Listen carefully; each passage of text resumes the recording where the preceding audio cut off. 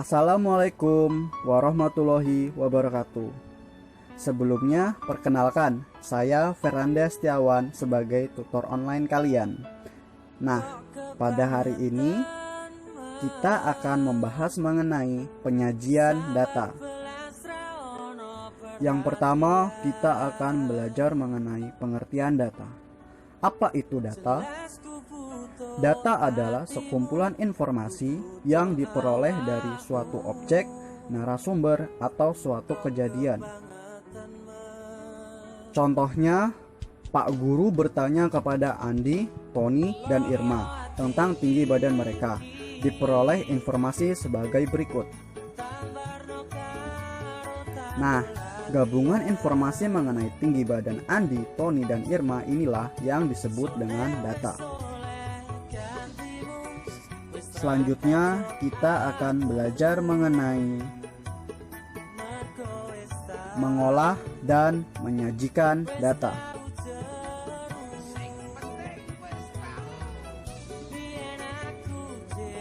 Ada 4 bentuk pengolahan dan penyajian data, yaitu tabel, diagram garis, diagram batang, dan diagram lingkaran.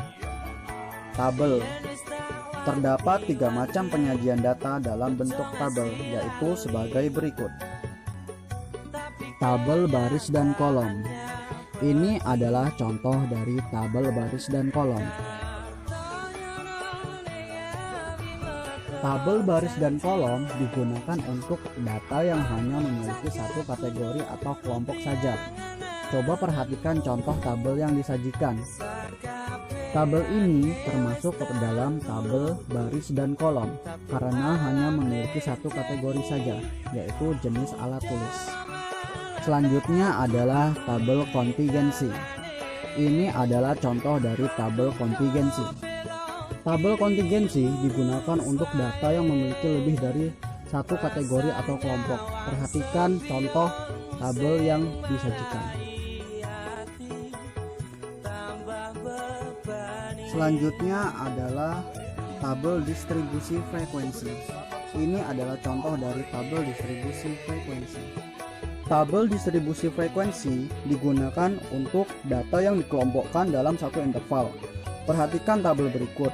Interval dari tabel berikut adalah 61 sampai 70, 71 sampai 80, dan seterusnya.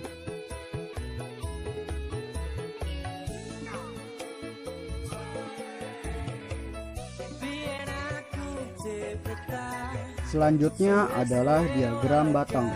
Ini adalah contoh dari diagram batang.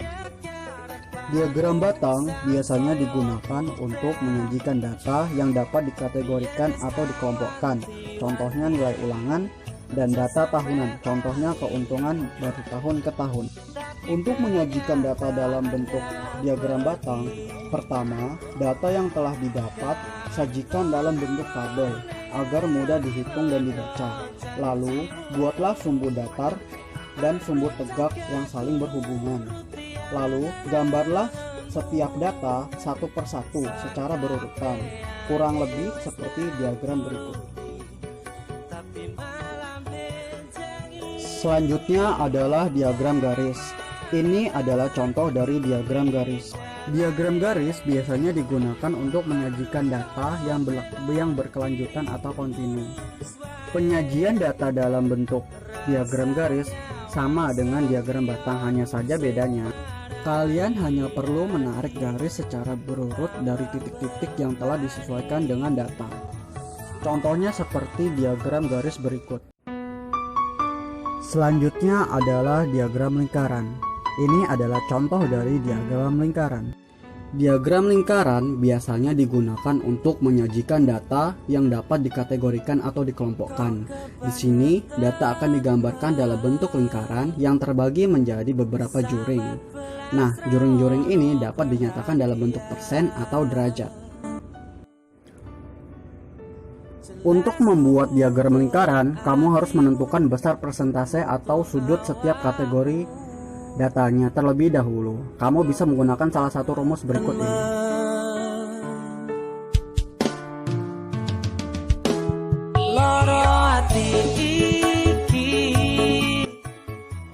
Untuk menyajikan data dalam bentuk diagram lingkaran, pertama kali data yang telah didapat sajikan dalam bentuk tabel agar mudah dihitung dan dibaca. Contohnya bisa dilihat dari tabel berikut.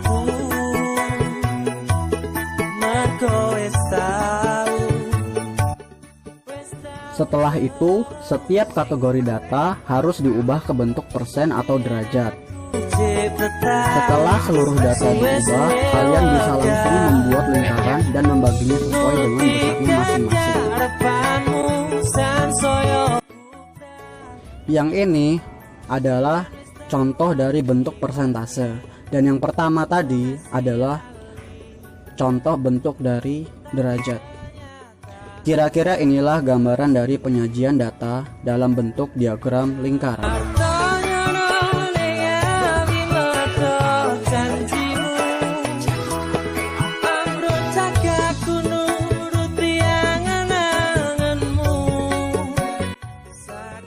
Terima kasih sudah menonton dan belajar bersama. Semoga ilmu yang kalian dapat berguna di kemudian hari.